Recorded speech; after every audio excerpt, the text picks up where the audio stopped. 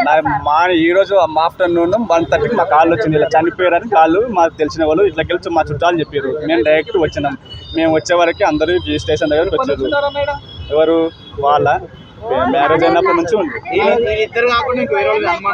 నాదే మాకు చాలా మంది మీద అనుమానం ఉంది. హరీష్ అనే ఒక్కడి నుంచి మనకు తెలియదు, ఎవరు అని మాకు తెలియదు. కాకపోతే మా బాబాయ్నైతే ఇది ఇద్దరితోనైతే కాదు, మాకు తెలిసిన కాకపోతే ఇద్దరితోనైతే కాదు, ఇప్పుడు ముగ్గురు నలుగురు ఎంతమంది అని మాకు ఎవరు మాకు కావాలి, కంపల్సరీ కావాలి.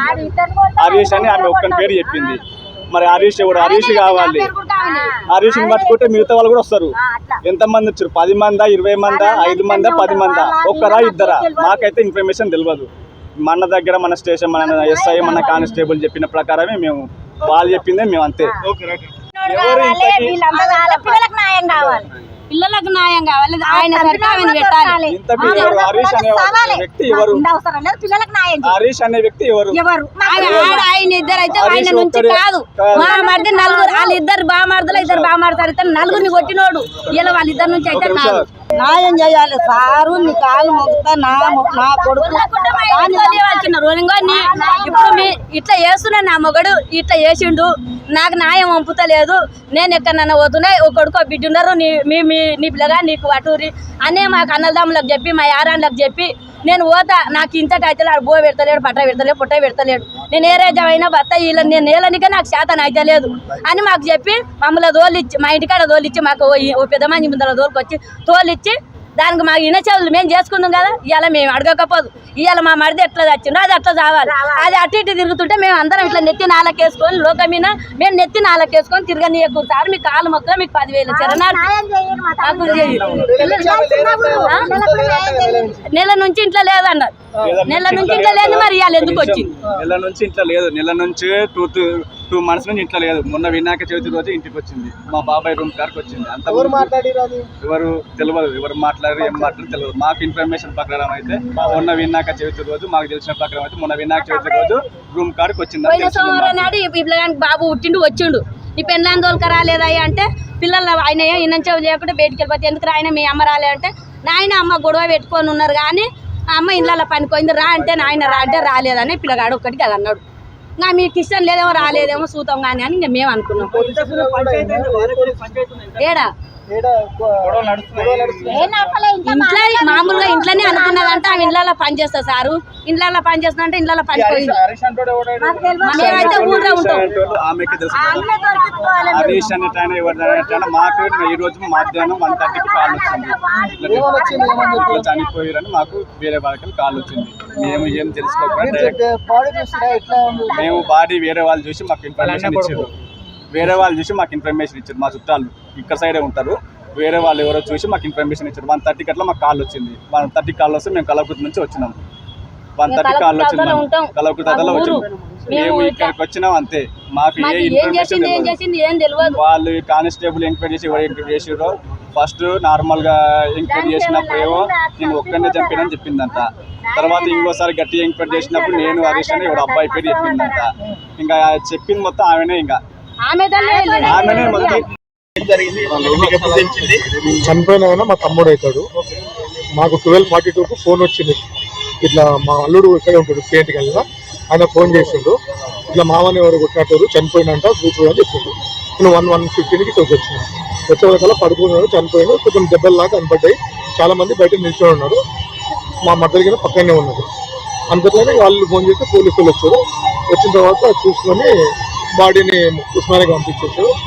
మా మద్దతు ఇక్కడ కేసు వచ్చింది. 2009లో మ్యారేజ్ అయింది. వాళ్ళకు పాప బాబు. ఏం చేస్తాడు ఈయన కార్ డ్రైవర్. ఆమె మామూలు ఇంట్లో పని చేస్తారు. ఎవరు మీకు అనుమానం? ఎవరు ఏం చేసి? మాకు అది ఏం కరెక్ట్ తెలియదు మాకు, ఎందుకంటే మేము ఉండేది కర్ణాటకలో ఉంటాము. వాళ్ళకి కానీ ఇక్కడ మాకు రాపోలేదు. దగ్గర ఫోన్ కాల్స్ మాకేం ఉండవు. జనరల్గా ఏదైనా ఫెస్టివల్ అప్పుడు మామూలుగా మాట్లాడుకుంటాం, కానీ పర్సనల్గా ఏమైనా ఇబ్బంది అయినా వాళ్ళు ఏమైనా మాకేం చెప్పారు, మేము వాళ్ళైనా అడుగుతాం. వాళ్ళు మా సొంతం అంటే మా నాన్నకి 2 భార్యలు, వీళ్ళ తల్లి మా చిన్నమ్మ అవుతుంది. మా అమ్మ తర్వాత వాళ్ళ అమ్మని చేసుకుంటూ ఊళ్ళోనే వాళ్ళ అమ్మ ఆడు చిన్న ఉన్నప్పుడు చనిపోయినా. ఆయన ఒక్కడే, వాళ్ళ అమ్మకు ఒక్కడే. విలేజ్ వచ్చేసి మాదారము, ఊరుకొండ మండలం, నార్కల్ డిస్ట్రిక్ట్. సిటీకి వచ్చి ఎన్ని సంవత్సరాలు అవుతుంది? సిటీకి దాదాపు 20 సంవత్సరాలు అవుతుంది. దగ్గర 2000-3000 వచ్చు. ఇక్కడ వచ్చిన తర్వాతనే మ్యారేజ్ అయింది. అదే ఇద్దరి మధ్య ఎందుకు గొడవ వచ్చింది? ఇప్పుడు భార్యాభర్తల గొడవలు అంటే మనకి తెలియదు కదా సార్. ఇప్పుడు అంటే కొంచెం ఉన్నాయి. ఒకసారి మా ఊర్లోనే మాధవరం విలేజ్ లో 3-4 years బ్యాక్ పంచాయతీ పెట్టారు. అప్పుడు నేను పోలేదు. ఇప్పుడు మా నాన్న ఉన్నాడు, ఆయనే చూస్తున్నాడు. వాళ్ళ ఊరికి వెళ్ళి కొంతమంది, మా ఊర్లో కొంతమంది మాట్లాడి ఏదో తప్పు చేశారు. దీనికి అమ్మాయి మీద కొంచెం డౌట్ ఉన్నది. అది పెద్ద మనుషులు మాట్లాడుకోరు. అప్పుడు ఇది 3-4 years బ్యాక్. అది అంటే పెళ్లి కాకముందు పరిచయం అవుతాను అబ్బాయి కాకుండా పెళ్లి అయిన తర్వాతనే ఉంటుంది. ఎందుకంటే 4-5 years బ్యాక్. ఏం న్యాయం కావాలనుకుంటున్నారు? మాకు ఇప్పుడు మా తమ్మునికి ఎవరైతే అది చేసారో వాళ్ళు ఖచ్చితంగా శిక్ష పడాలి, ఎవరైనా సరే. అబ్బాయి ఇక్కడే అక్కడ అబ్బాయి ఇక్కడే ఉంటాడా, ఇంక ఇక్కడ మీ ఊరు సైడ్ ఉంటాడా? అసలు ఆ పర్సన్ మేము చూడలేదు, మాకు చూసినా కానీ గుర్తులేదు. మా మరదలో విషయం తెలుసు మాకు అంతే, కానీ అతను ఎవరో మేము ఎట్లుంటుందో మేము ఎప్పుడు చూడలేదు. న్యాయం అంటే ఎందుకంటే ఇప్పుడు ఖచ్చితంగా అది మర్డర్ అని క్లియర్ కనబడుతుంది. ఆ మర్డర్ అయితే ఎవరైతే చేసారో వాళ్ళు ఖచ్చితంగా శిక్ష పడాలి. దాని తగ్గట్టు పోలీసులకి హెల్ప్ చేయాలి. ఫోన్ చేస్తే మా ఆడబిడ్డ కూడా ఫోన్ చేస్తే వచ్చిన నాకు అదే తెలియదు. వాళ్ళు పీకులు ఆడుకున్నది సంగతి తెలియదు. నాడు 4 నాడు వచ్చిన నా కొడుకునే తిట్టిపోయినా, అమ్మ రారా ఊరికి రారా, ఆటో ఇప్పిస్తే ఆటో నడుపుకుని అన్న అంటే. ఇంకా అది ఎప్పుడు వచ్చిందో తల్లిగారింటికి పోయిందంటే ఎప్పుడు వచ్చిందో తెలియదు. వీడికి 2-3 సార్లు రా ఇట్లా కాబట్టి ఇప్పుడు ఎవడైంది మాకు తెలియదు సార్. ఏదో న్యాయం చేయాలి. పిల్లలు ఉండదు, ఆడపిల్లలు ఉండదు, పెళ్లికి రాయినా కొడుకా? కొడుకు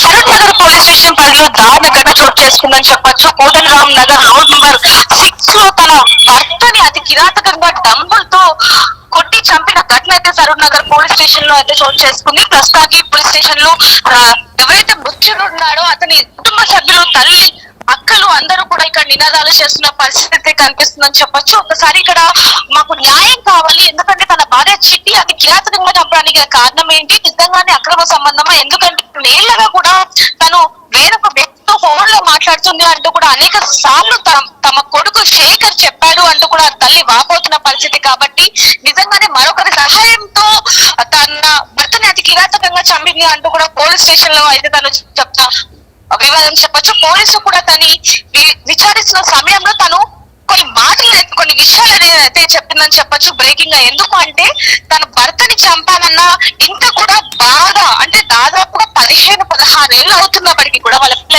ఇప్పటికీ కూడా తన బాధ, తన ముఖంలో బాధ గాని, తన భర్త ఇక లేడు, నేనే చంపాను, నా చేతులారా నా భర్తని చంపానన్న బాధ ఏ మాత్రం కూడా లేకుండా పోలీసులకి అడిగిన ప్రశ్నలకి అసలు ఎటువంటి పొంతల లేని సమాధానం చెప్తుంది. తప్పుదో పట్టించే ప్రయత్నం చేస్తుంది అంటూ కూడా పోలీసులు అయితే చెప్తున్న పరిస్థితి కనిపిస్తుందని చెప్పొచ్చు.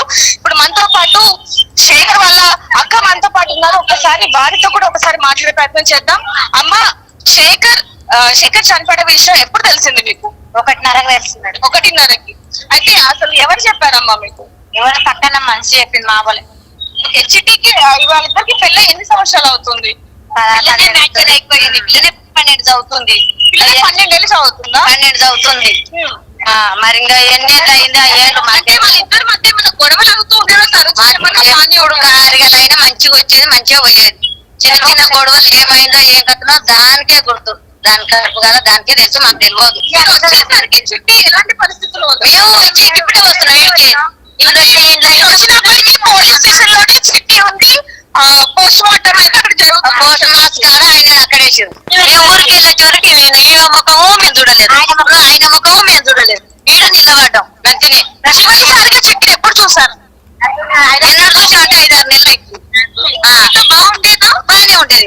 రాజులకు వచ్చినప్పుడు పని చేసేది, అన్ని పనులు చేసేది, మంచిగా ఉండేది. మంచి తినేది, తాగేది, ఇదే కానీ ఏదేకుండా మంచిగా ఉండేది.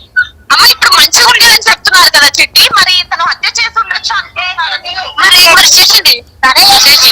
ఆయన తనే చేసింది. భార్య భర్తలు ఎప్పుడైతే వీకాడుకురో నేనమ్మన్నా అదే చేసింది. కట్టి వేరే వాళ్ళు ఉంచుకొచ్చేసింది. పని తెలియాలి. పరిసర వ్యక్తిని ఉంచుకొని వ్రతంగా చేసినట్టు కూడా ఇందాక మీ అమ్మగారు చెప్పడం జరిగింది. అందులో వాస్తవం ఉందా? వాస్తవమే, అది వాస్తవం మేడం. అంటే పోలీసు కూడా తను ఏం చెప్పట్లేదంట. అంటే పొంతలు లేని సమాధానాలు, అందులో భర్తని చంపానన్న బాధ కూడా లేదు అంటే కూడా పోలీసు అసలు బాధ కూడా లేకుండా ఉంటే అసలు ఎలా అనుకుంటాను ఎట్లా చూస్తారో చూడు మేడం. మరి ఎలాంటి శిక్ష వేయాలి అంటే ఎలాగో సామాన్య అమ్మ చంపుతారా ఏం చేస్తారో ఏం కదా నాకేమో తెలియదు. నేను చదువుకున్న కావు మేము ఈడ లేకపోతే పల్లెటూరు ఇక్కడ పెళ్ళైన వచ్చి ఇక్కడనే ఉంటారు మేడం. ఇక్కడనే ఉంటారు వాళ్ళు ఎన్నడూ ఉండరు. ఇద్దరు ఒకడుకోక ఇద్దరు ఆ పిల్లకి 15-16 ఏళ్ళు ఉంటాయి, బాబుకు 10 ఉంటాయి, 10-11-12 ఉంటాయి. అమ్మ జలసాలకి అదొస్తున్నారని చెప్పి పిల్లలు గురుకుల్లో వేసి మరి ఈ విధంగా చేసింది అంటూ కూడా తెలుస్తుంది. నిజమేనా? నిజమే. శేఖర్ ఎలా ఉండేవాడు? మంచిగానే ఉండే. రాతి పండగకి వచ్చారా? వచ్చిన లేదు పెళ్ళం లేదు. ఎక్కడ పోయింది తమ్మి పెళ్ళం అంటే మా అమ్మ ఊరిపోయింది, వాళ్ళ అమ్మలు ఊరిపోయింది అక్క వస్తానడానికి ఇంతవరకే చెప్పిన నా తమ్ముడు దాచుకున్నాడు. వాళ్ళ రోజు మాట మీకు మాకు చెప్పలేదు. ఇవన్నీ చెప్పింటే మేము అప్పుడే దానిగా దానే తప్పు నాకు అసలు ఎవరు చెప్పారని ఏమన్నా చెప్పారా? అడిగారా మీరు? అమ్మ మేము మిమ్మల్ని అర్థమే మాకెవ్వరు తెలియదు మేడం. అన్ని మీరే చూసుకోండి. ఏందో మాకు తెలియదు. ఎలాంటి న్యాయం కావాలనుకుంటున్నారు? పిల్లలకు న్యాయం చేయాలి. మాకు ఆస్తులు లేవు, అంతస్తులు లేవు, మా నాయన సంపాదించింది లేదు, ఎవరంతా వాళ్ళు బతికిరు. పిల్లలకి ఏం న్యాయం చేస్తారు దాన్ని ఏ చెక్ చేస్తారు. మా తమ్ముడు లేడు, దాన్ని పెడతారా? దాన్ని కాలు చేతులు కొట్టి వాళ్ళ పెడతారా? ఎట్లా చేస్తారు చేయండి. విషయం వదిలిపెట్టుకోమా.